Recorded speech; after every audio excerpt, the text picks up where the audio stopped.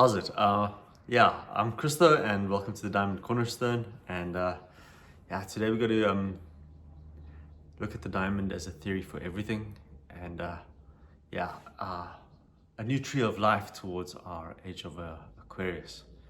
Now, the ages are approximately, or eons, or about 2,000 years long, and with these ages, as we've just come out of Pisces, we're going into Aquarius. And Aquarius is humanity's service, technology, a little bit of surprise, a coming together. And we've just come out of Pisces, and Pisces was fishes, and with the fishes, we have something different. Started by Christ, the fisher of men. And it's funny to actually look at things. You get like Julius Caesar and Brutus, and Christ, and Barabbas, who was actually exonerated from a crucifixion, and we actually get other heroes like Nelson Mandela and Gandhi, and all these guys are and then we get the negatives, obviously, like Lee Harvey Oswald and JFK. But the whole of Pisces is always a duality, very much a positive and a negative. But before Pisces now would be the age of Aries, which was the age of wars, empires, and with that we would have had the Mongols, we had Alexander the Great, the Roman Republic became the Roman Empire at the transition. We would have had Persians. I think Egypt also featured. It was all the wars of Israel, David, Saul. Those wars were the Philistines, the ones we grew up with in the Bible stories.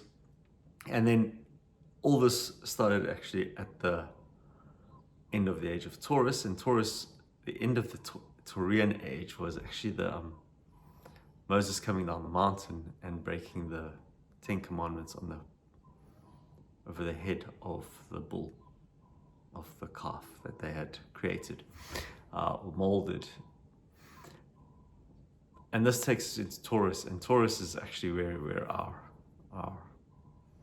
modern history or modern mindset begins, I believe.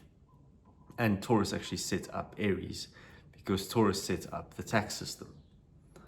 And it's actually pretty scary. It's Genesis 47 was the first tax system, and where we actually put ourselves as humanity into slavery, under the kings, under the emperor, under the pharaoh, under the political system. And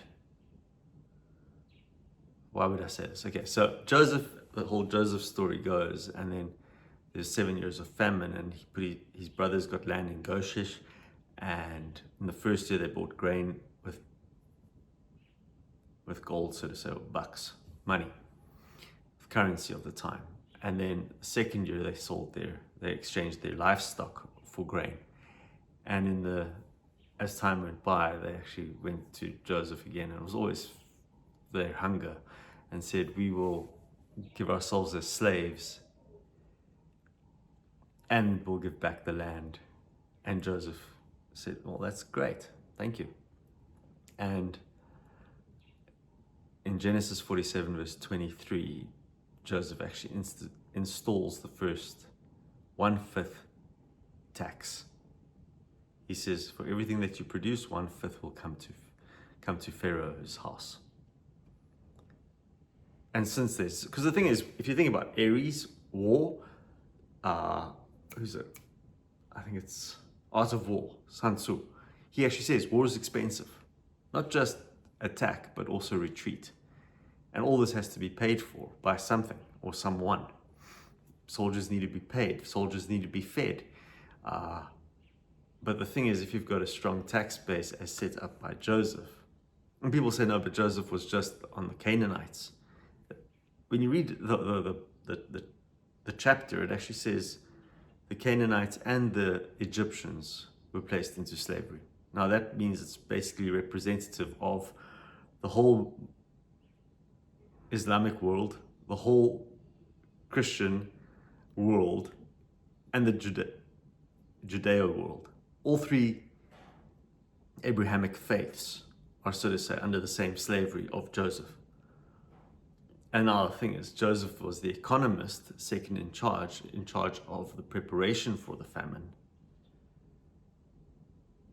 And therefore, it gets kind of fun, because from preparation for the famine, he swung the political head, who was the Pharaoh. And Pharaoh basically installed rules and regulations on the society. And guess who was held accountable? Society at large in a physical environment. And guess what? We're still doing that. We're still in the same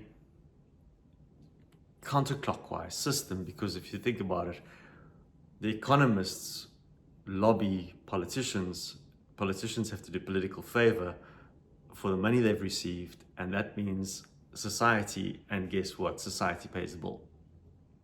If you look at the whole American system at the moment from outside. Now, I'm not an American, but just listening to basic shorts, podcasts, you guys have like $34 trillion worth of debt.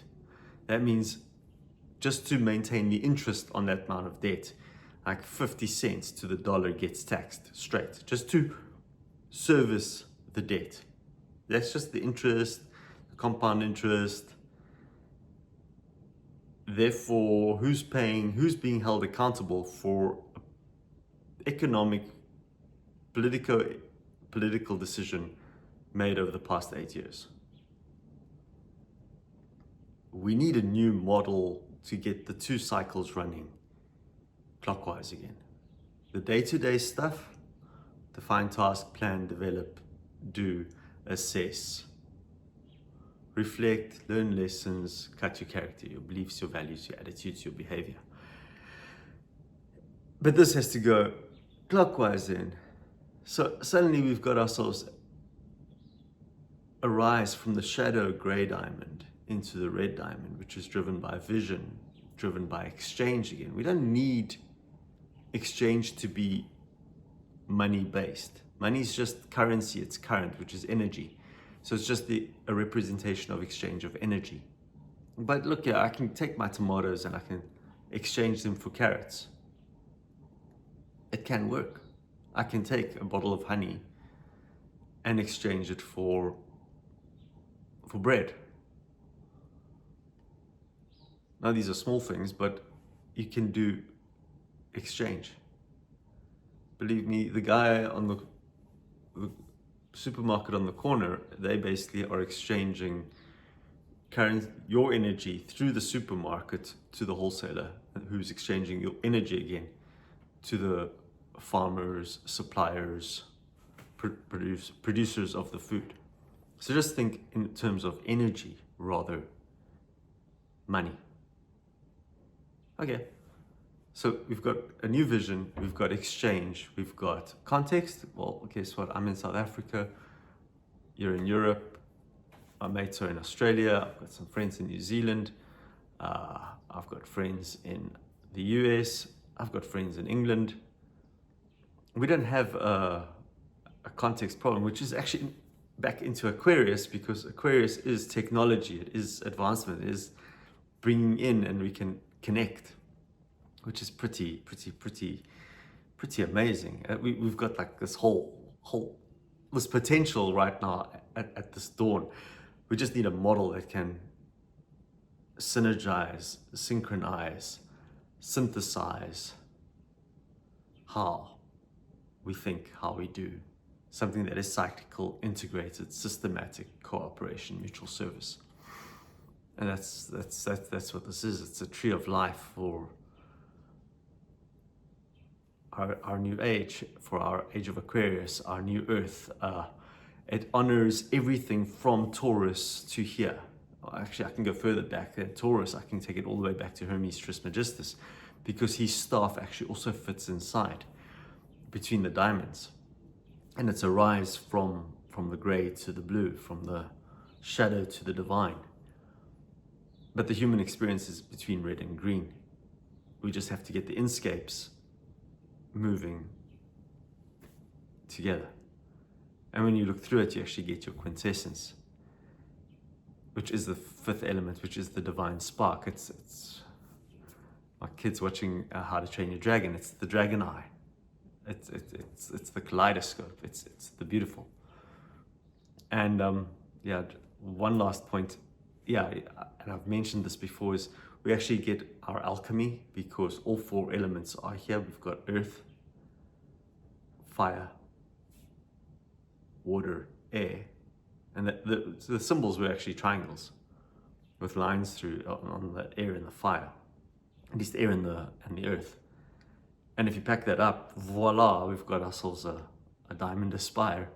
And looking through, we get the quintessence, which is divine, which is the spark within us, which is actually, and now if you want to take it into astrology, you can actually see that the precession of the star signs runs air to water to fire to earth, Gemini to Cancer to Virgo to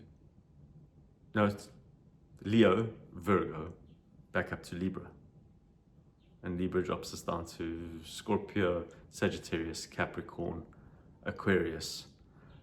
And so on the short age of a year, we're actually bringing the divine in. And this actually brings the Taurus field in again, which actually gives us sacred geometry with the Vesica Pisces. Yeah,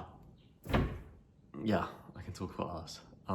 But for today, that's all I wish to convey.